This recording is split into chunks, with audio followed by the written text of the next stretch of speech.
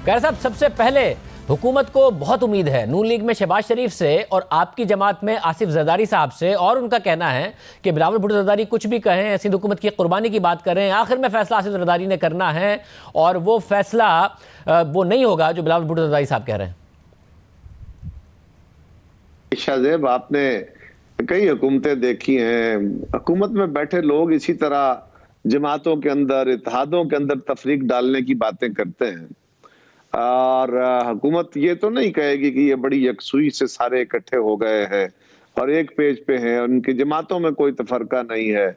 कोई कहेगा कि मियां नवाज शरीफ और शहबाज शरीफ में इत्तेफाक नहीं है, कोई मरियम में और शहबाज शरीफ में नहीं है, कोई कहेगा जरदारी साहब और बिलावल साहब में इत्तेफाक नहीं है, कोई मजहबी जमातों की बात करेगा।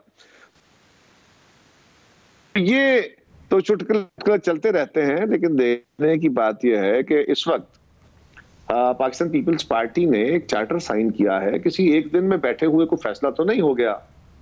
हाँ, ये बात दुरुस्त कि हमने अपनी सीसी बुला के उससे इसको अप्रूव कराना है। सीसी इस फैसले को किस तरह देखती है और उस पर अमल दरामद का क्या तरीकाकार हमें बताती है, ये बिलावल साहब ने कहा है। पीपल्स पार्टी के फैसले बिलावल साहब करते हैं और वो जरदारी साहब यकीनन सीनियर तरीन आदमी है और उनका पाकिस्तान की सियासत पे बड़ी गहरी नजर है।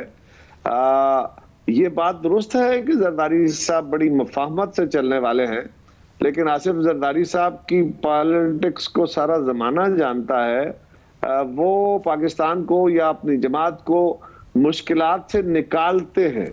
हम आज ये जो इक़दाम उठा रहे हैं, ये मुश्किलात से निकालने का कदम है, सारी जमातें मिलके।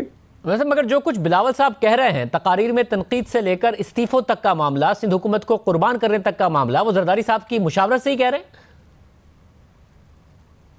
ये जो इत्तेफाक हुआ, ये जो मेमोरेंडम साइन हुआ, ये कुछ जरदारी साहब की मर्जी के बगैर हुआ है।